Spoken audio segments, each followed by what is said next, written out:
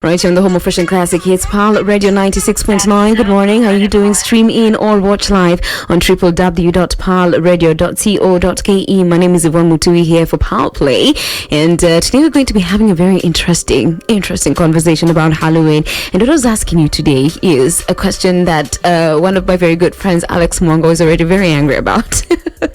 Would you attend a Christian-themed Halloween party? Your Christian friend or your friend from church or wherever tells you, you know what, I'm throwing a Halloween party and we want to make it different, you know, would you attend that? Text me on 0702-969-969. But meanwhile, I want to give you something to think about, and it's a quote by Emily Dickinson. And she says, one need not to be a chamber to be haunted.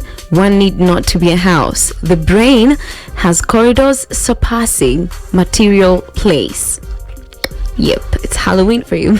One need not to be a chamber to be haunted. One need not to be a house. The brain has corridors surpassing material place. You know what, I'm going to be telling you about this particular quote later on, when I'll be explaining to you what horror movies do to our brains. But of course, you need to text me on 0702-969-969. Let me know where you tuned in from. Yvonne Mutui on Barrel Play. Weekdays from 10 a.m. Barrel Play. Your all-day music companion. Right in the home of Fresh and Classic Hits, Pal Radio 96.9, and you need to be streaming in live on www.palradio.co.ke, because my name is Yvonne Mutui here for Pal Play, and today we're talking about Halloween. An event that is celebrated on October 31st every single year. But what is this event really about? Because it is such a great hype around it and surrounding it. But what is Halloween really about? And in other nations, especially in Western countries, it is a holiday and people don't even go to work today. But here in Kenya, it's not a holiday, but are people celebrating Halloween? Indeed, in many ways, because you'll see so many of those pictures, of those parties, of those posters inviting you to Halloween parties this weekend. But should you go? Must you go? I don't think so, because I might convince you otherwise today on today's show. So streaming live on www.palradio.co.ke, and let's chit chat about Halloween. And believe it or not, this word Halloween actually has a Christian a Christian origin. It was a Christian word. It is a Christian word because it was associated with celebrating saints back then. Or maybe they were just trying to clean up what Halloween really was, especially when missionaries got into this, places where they used to celebrate this thing. I'm going to be telling you that history in a short while, but keep it right here on Pal Radio 96.9. This is Tension. Yvonne Mutui on Barrel Play. Weekdays from 10 a.m. Barrel Play. Your all-day music companion.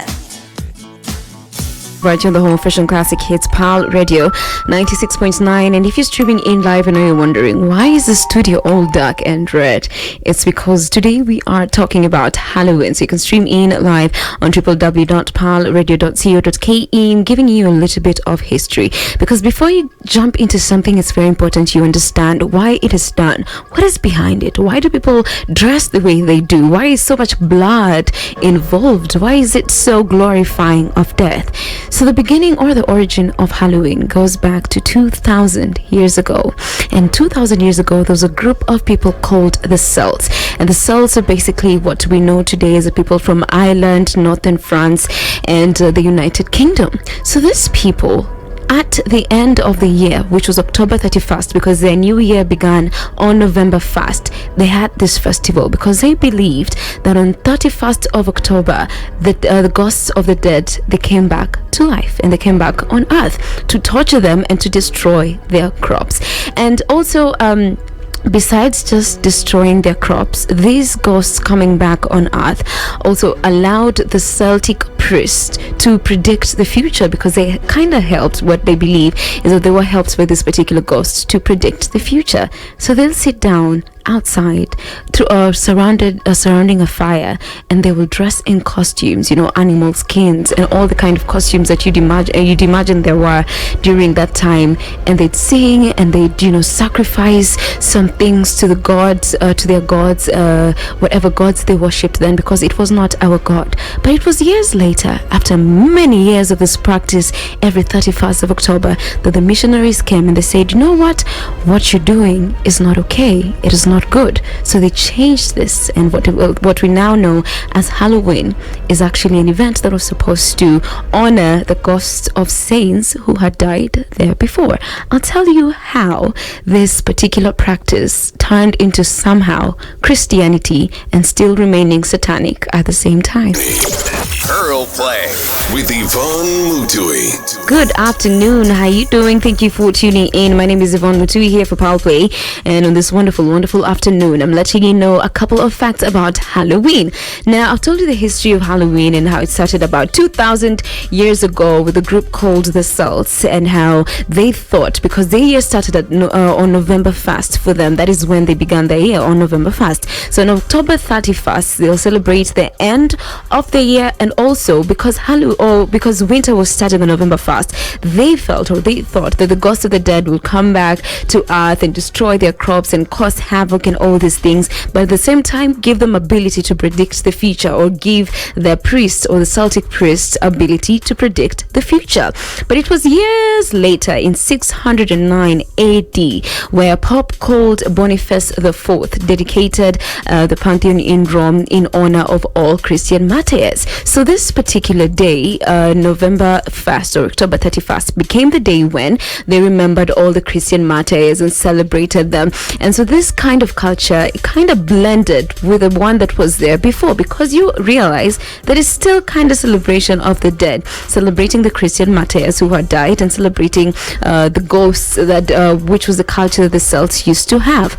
But then, because of this particular activity and the confusion that was there about the culture, about the date, and the many cultures coming together now to celebrate this Halloween day, which at that point was actually called All Saints Day or All Hallows Day, to celebrate the dead saints or the Christian martyrs, the confusion comes in when the cultures are still there. I mean, they were still wearing the same costumes, people were still moving from door to door asking for money. Nowadays it's trick-or-treating, you see kids asking for sweets, but back then people actually used to ask for money, move from house to another asking for money. So Halloween is actually a name that was based on Christian history, All Hallows Day, where they used to celebrate the dead Christian martyrs. But before, because the culture that was there before had long been done, it was not able to vanish or disappear, and that is why up to today Halloween is still all about death and ghosts and fear and all this. And this is the reason why most Christians do not advocate for anyone to celebrate Halloween. The history that is there about ghosts and dead people, and the culture that was there, and the gods they used to worship, and also that fear is glorified in it. Pearl Play with Yvonne Mutui. When we were starting, I asked you if you would attend a Christian themed Halloween party, because there are these kind of things that you hear: Halloween, Christian themed Halloween party. Like, it's Halloween, we're celebrating Halloween, but we're gonna make it more Christian like, wear costumes by people in the Bible and all that. But still it's very worrying, because basically the culture of Halloween is fear and blood and death. These things combined, like, it's about scaring people, scaring things, doing things that are so associated with death and all that. But here, 1 Thessalonians chapter 5 verse 21 to 22 says, "But test everything, hold fast what is good, abstain from every form of evil." Test everything, hold fast what is good, abstain from every form of evil. Yvonne Mutui on Pearl Play. Weekdays from 10 a.m. Pearl Play. Your all-day music companion.